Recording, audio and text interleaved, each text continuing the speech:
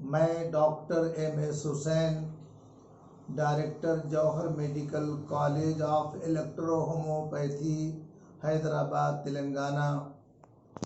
मेरे भारतवासियों और सभी डॉक्टर्स और विशेषकर इलेक्ट्रो होम्योपैथी डॉक्टर, अस्सलामु अलैकुम, नमस्कार, सत श्री अकाल। वो बुलंदी पे अकेला ही गया ये कहकर, वो बुलंदी पे अकेला ही गया ये कहकर, हम सफ़र हो तो सफ़र हो ये ज़रूरी तो नहीं। जो तुम्हें करते हैं बदनाम उन्हें करने दो, जो तुम्हें करते हैं बदनाम उन्हें करने दो, उनकी बातों में असर हो ये ज़रूरी तो नहीं। मेरे भाइयों और मेरे तमाम सभी हिंदुस्तानी भाइयों और सभी डॉक्टर्स, आज वीडियो के माध्यम से आप तक पहुंचने का साहस किया ताकि कुछ बातें आपसे शेयर कर सकूं और कुछ बता सकूं।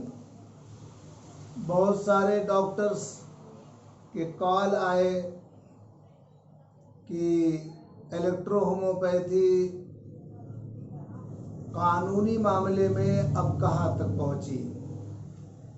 आप लोगों की का जो संघर्ष था वो कहाँ तक पहुंचा, आप लोगों की कोशिशें जो थी वो कहाँ तक पहुंची।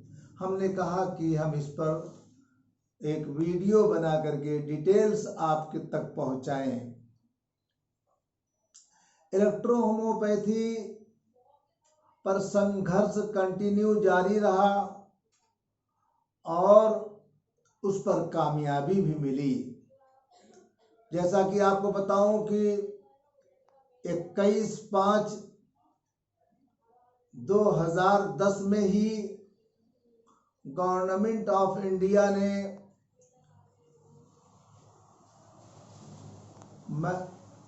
Ministry of health, new Delhi, central government ministry of health के लेटर पैड पे ये पहले ही आदेश जारी कर दिया था कि इलेक्ट्रो होम्योपैथी की प्रैक्टिस और ट्रेनिंग और एजुकेशन को पूरे भारत में कहीं रोका नहीं जा सकता।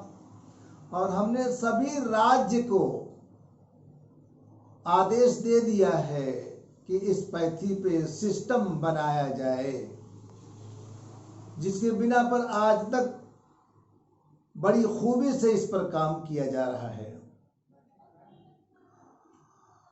और सुप्रीम कोर्ट ने भी इसको वैलिड, इसकी प्रैक्टिस को, इसके एजुकेशन को, इसके शिक्षा को, इसकी प्रैक्टिस को, इसकी ट्रेनिंग को सुप्रीम कोर्ट ने भी वैलिड किया था। मगर आज इलेक्ट्रो होम्योपैथी में ये कामयाबी यह मिली है और ये संघर्ष करने का नतीजा रहा, जद्दोजहद करने का नतीजा रहा कि राजस्थान गवर्नमेंट ने इस पैथी को मान्यता दे दिया, रिकॉग्नाइज कर लिया। तेलंगाना में भी मंच से इसका ऐलान मिनिस्टर ने किया कि इसको रिकॉग्नाइज किया जाएगा।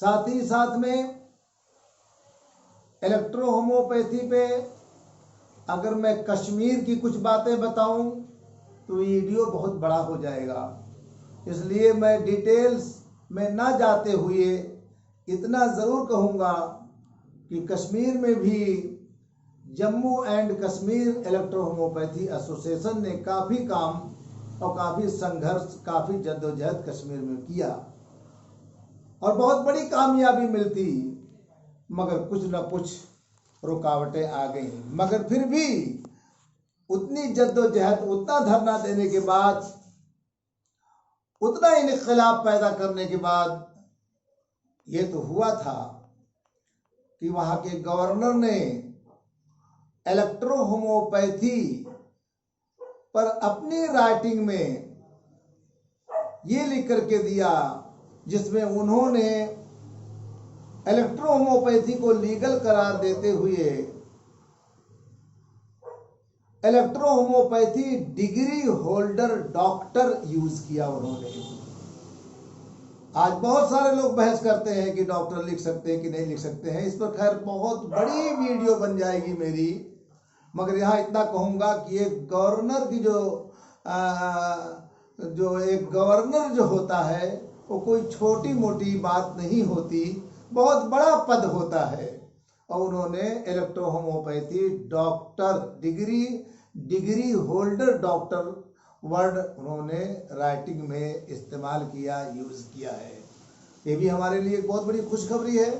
साथ ही साथ में हमारे दरमियान में गॉड उनकी उम्र को लंबी करे, हमारी प्रार्थना है।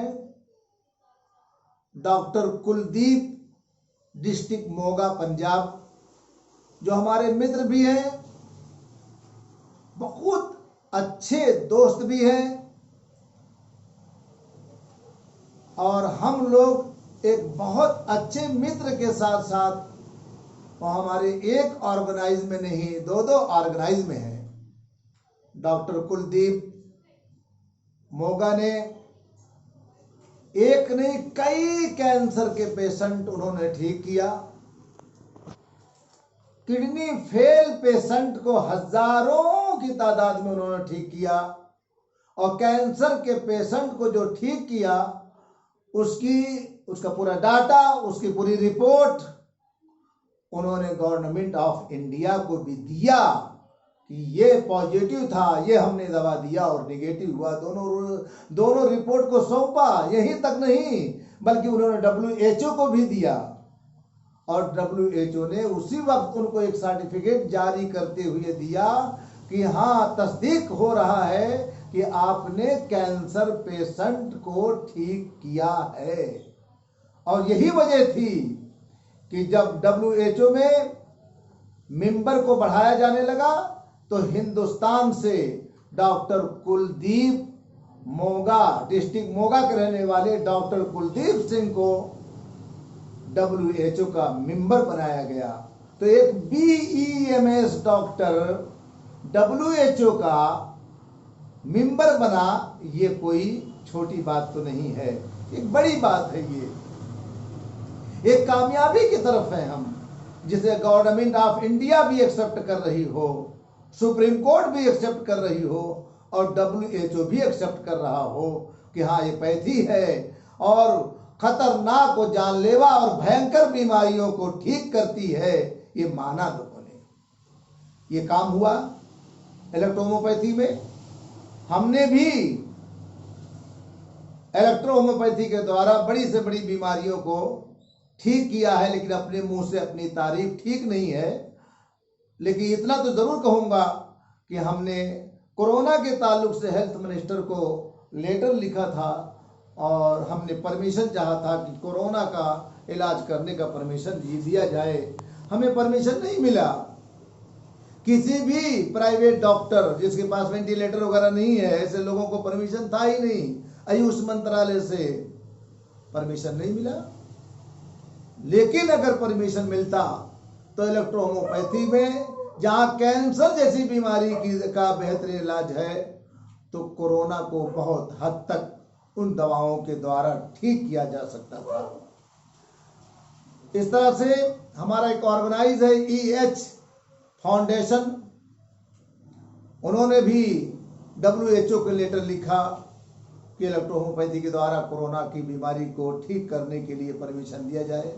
परमिशन नहीं मिला, पर हमारी जद्दोजहद और हम लोगों की कोशिशें, हम लोगों के संघर्ष ये बराबर जारी रहे कि आज इलेक्ट्रो होम्योपैथी में पूरे भारत में इसकी प्रैक्टिस, इसकी ट्रेनिंग और इसके एजुकेशन में कोई भी हमें ना दिक्कत है, ना कोई परेशानी है, और ना हमें कोई परेशान कर सकता, क्योंकि एक आर्डर नहीं बल्कि 100 आर्डर इसके फेवर में अभी तक आ चुके हैं। और एक न एक मामला गवर्नमेंट के सामने आ जाता है, कभी कुछ, कभी लद्दाख, तो कभी चाइना, तो कभी महामारी, तो कभी कोरोना।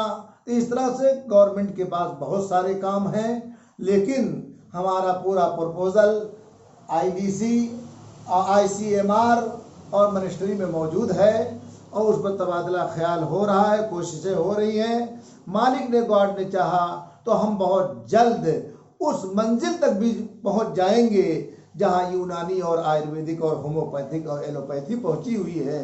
वो पहुंच चुके हैं, हम पहुंचने वाले हैं। वो सीढ़ियां चढ़ चुके हैं, हम सीढ़ियां चढ़ रहे हैं। ये कोशिश ही की वजह से इतनी पैथी हमारे भारत में है। अगर हमारे पूर्वज ने कोशिश ना किया होता तो यूनानी कैसा रिकॉग्नाइज होती, आयुर्वेदिक कैसा रिकॉग्नाइज होती। आज हमारे पूर्वज ने, हमारे एकाबरीन ने उस पर कोशिश किया तो रिकॉग्नाइज हुई। इलेक्ट्रोहोम्योपैथी पे हम लोग कोशिश कर रहे हैं, संघर्ष कर रहे हैं। मालिक ने चाहा तो वो भी हो जाएगा।